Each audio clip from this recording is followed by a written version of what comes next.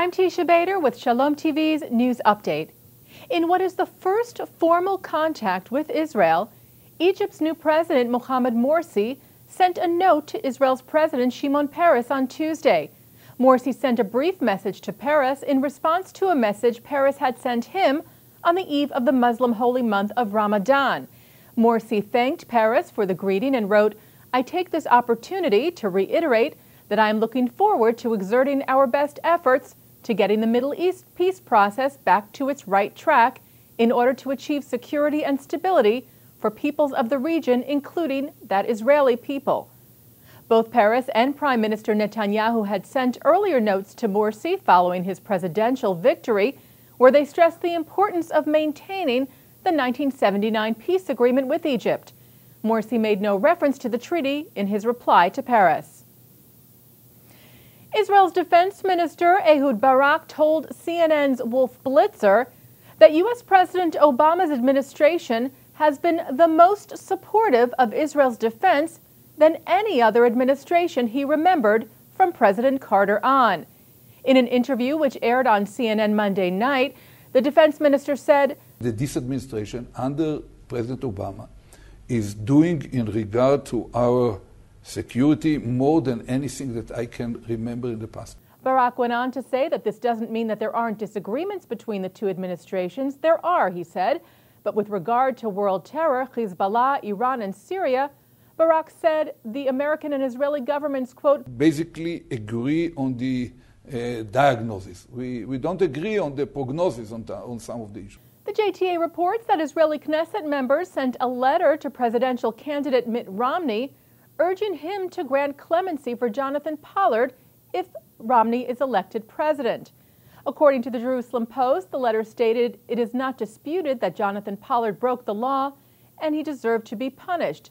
Nevertheless, the citizens of Israel are united in their request for his immediate release on humanitarian grounds. Pollard has served nearly 27 years of a life sentence for spying for Israel.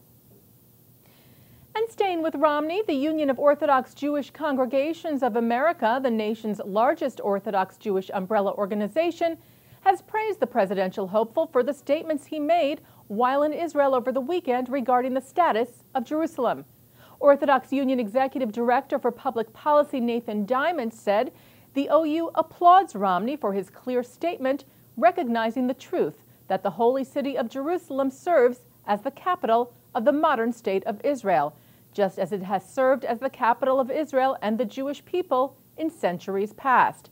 Diamond further said the governor's remarks come at a time when too many in the media and in politics are looking to, quote, avoid or obscure the truth of the Jewish people's historic relationship with the city. Both presidential candidate Romney and President Obama received praise from Rabbi David Saperstein, the director of the Religious Action Center of Reform Judaism. Saperstein released a statement Monday where he expressed gratitude for President Obama's recent signing of the U.S.-Israel Enhanced Security Act and for Romney for his speech delivered in Jerusalem on Sunday where he expressed his commitment to Israel's safety and security. Saperstein also recognized the support both men have given to making the prevention of a nuclear Iran a U.S. priority. Saperstein said these actions and statements from these two leaders are a powerful expression of America's enduring commitment to Israel's well-being and security as being vital to U.S. values and interests. And finally, longtime diplomat and former top Iran advisor to President Obama, Dennis Ross, has denied that there is any sort of split between the president and himself.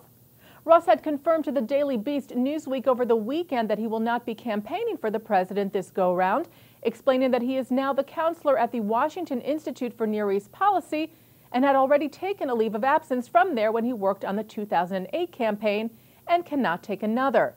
The article had presented Ross's decision as a split from the president. Speaking to the JTA, Ross said that this is, quote, completely untrue and said he was still advising the White House on policy. Ross criticized pro-Israel analysts who presented his decision as a split as an attempt to make Israel a partisan issue. The one thing Israel cannot be or should not be is a partisan issue, Ross said. Anyone who wants to turn it into a partisan issue is not helping Israel. And that's Shalom TV's News Update. I'm Teisha Bader.